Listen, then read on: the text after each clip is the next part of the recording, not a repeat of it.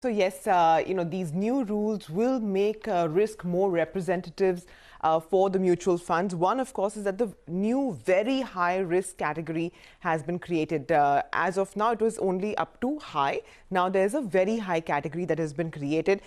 Risk will be computed scheme-wise and not category-wise. So earlier what used to happen was that, all credit risk funds are moderately high risk. All, ultra-short duration funds are moderately low risk. Now it will be that even within a category, one can be high risk, one can be low risk, one can be moderate. So therefore, an investor will know really what they're getting into. Now for debt funds, the important thing is that duration funds now have criteria in terms of how their credit quality will be judged.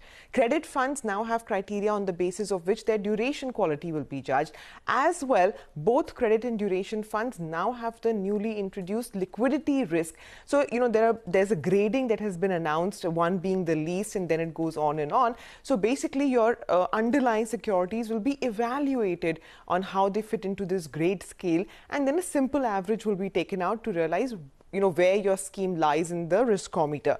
In the equity funds, the important thing to note is that the risk level or, the graded scale from where the computation can be done begins only from 5. Remember, for debt, it begins from 1. In equity, that the starting point itself is 5. So this means that all equity funds, it doesn't matter which category they fall into, if it's an equity fund, it will go into that high and very high category. It can no longer be a moderately high risk. It will mandatorily be high and very high risk.